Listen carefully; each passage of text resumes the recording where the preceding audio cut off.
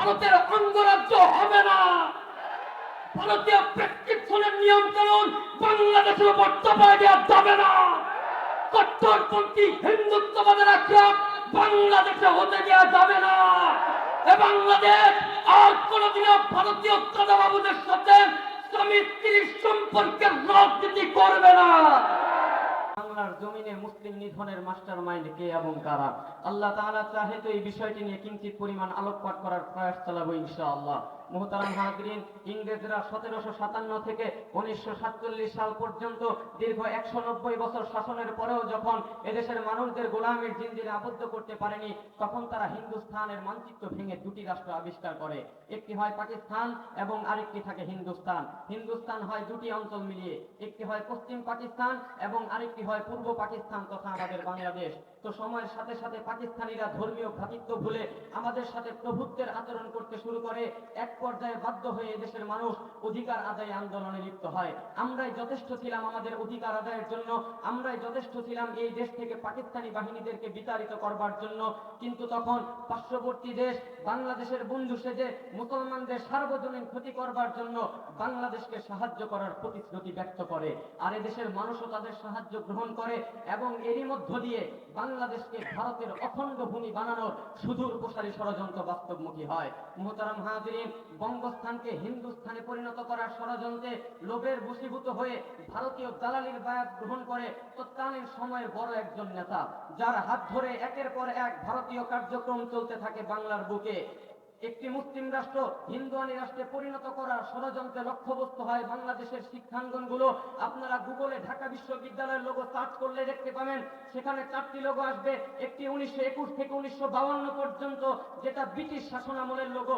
2 নম্বর logo দেখতে পাবেন, যেটা 1952 থেকে 72 পর্যন্ত, যেটা পাকিস্তান শাসনামলের লোগো। সেই লোগোর মধ্যে আপনারা দেখতে পাবেন ইকরা বিসমি রাব্বিকাল্লাযী খলাক, অর্থাৎ পড়ো তোমার প্রভুর নামে, এবং একটি কোরআনের ছবি রয়েছে।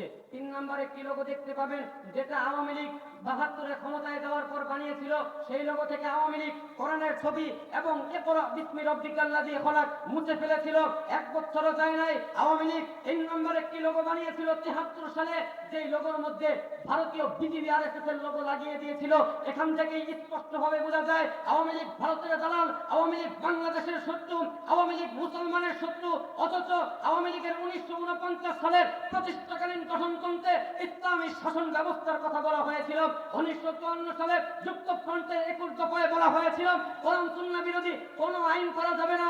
মেজর জিয়াউর রহমানের ডাকে মুক্তিযুদ্ধ শুরুর 2 দিন আগে আওয়ামী লীগের পক্ষ হতে ইয়াহিয়াকে যে খসড়া সংবিধান তুলে দেওয়া হয়েছিল, সেখানে স্পষ্ট ভাষায় লেখা ছিল কোরআন সুন্নাহ বিরোধী কোনো আইন করবে না আওয়ামী লীগ। অথচ আমরা আওয়ামী লীগের শাসনামলে দেখতে পাই ধর্মের অধিকার কাজে লাগিয়ে শ্বশুর বাড়ির লোকেরা দুর্গা পূজা করেছে, পুলিশ গিয়ে নিরাপত্তা দিয়েছে। ধর্মের অধিকার কাজে লাগিয়ে খ্রিস্টানরা নিজেদের আচার অনুষ্ঠান পালন করেছে, ধর্মের অধিকার কাজে লাগিয়ে ইয়াহুদিরা নিজেদের আচার অনুষ্ঠান পালন করেছে। একমাত্র দেশের মুসলমান যাদের ধর্মের অধিকার, তাদেরকে আয়না ঘর পর্যন্ত নিয়ে গিয়েছিল। মুহতারাম হাজরিন, পাকিস্তান স্বাধীন হওয়ার 50 বছরের মধ্যে তারা একটি সংবিধান ব্যবস্থা করতে পারে নাই। কিন্তু বাংলাদেশ স্বাধীন হওয়ার 1 বছরের মধ্যে কারা সংবিধান বানিয়ে দিল, এখান থেকে স্পষ্টভাবে বোঝা যায় যে ডাল মে কুছ কালা হ্যায়। তো এভাবে চলমান ষড়যন্ত্রের মাধ্যমে একজন মুসলিম বিদ্বেষী কবির গাওয়া গান একটি মুসলিম রাষ্ট্রে ঢুকিয়ে দেওয়া হয়। অথচ এই রবীন্দ্রনাথ ঠাকুরকে মরহুম মতিউর রহমান শান্তিনগরে জিজ্ঞাসা করেছিলেন, আপনার লেখায় মুসলমান এবং তাদের নবীকে নিয়ে কোনো প্রশংসাসূচক বাক্য নেই কেন?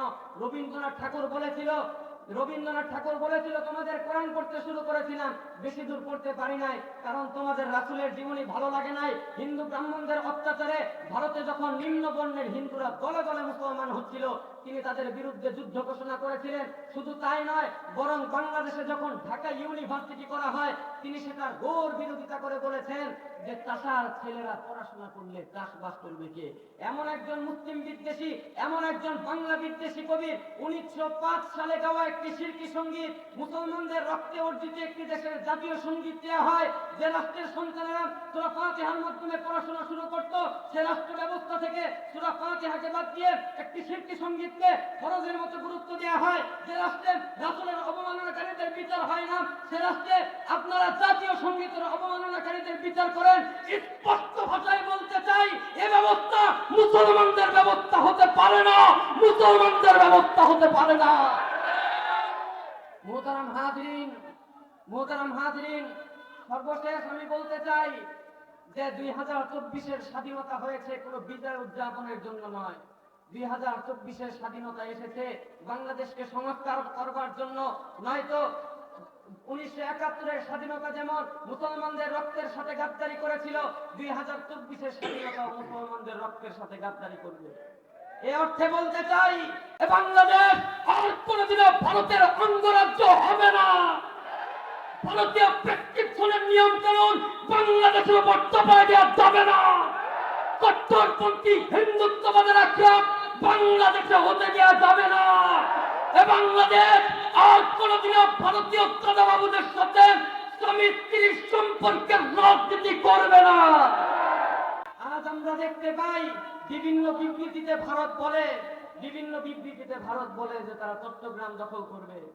আরে বেটা, আসাম আমার, পশ্চিমবঙ্গ আমার, ত্রিপুরা আমার, চট্টগ্রাম চাও, মাইয়া একটা গেছে যৌতুক চাও, মাইয়া দিয়া দিনে মাইয়া পলাই গেছে। সর্বশেষ আমি বলতে চাই, বাংলাদেশকে ফ্যাসিস্ট মুক্ত করতে যেমন এক গণঅভ্যুত্থানের প্রয়োজন হয়েছে, হাজার হাজার মানুষকে রক্ত দেওয়ার প্রয়োজন হয়েছে, বাংলাদেশকে ভারত মুক্ত করতে যদি নতুন কোন গণঅভ্যুত্থানের প্রয়োজন হয়, এদেশের মানুষ গণঅভ্যুত্থান করতে প্রস্তুত রয়েছে। এদেশের হাজার হাজার সন্তানেরা জীবন দিতে প্রস্তুত রয়েছে। তবুও ভারতীয় গোলামীর জিঞ্জির এদেশের মানুষ বরদাস্ত করবে না। সর্বশেষ বলতে চাই, আমাদের গাজওয়াতুল হিন্দের জন্য প্রস্তুত হতে হবে এবং দেশের একটি সচেতন নাগরিক হিসেবে দেশের একজন সচেতন নাগরিক হতে হবে। আমি বলে আমার বক্তব্য শেষ করছি। ওয়াকির দাওয়ান আলহামদুলিল্লাহ।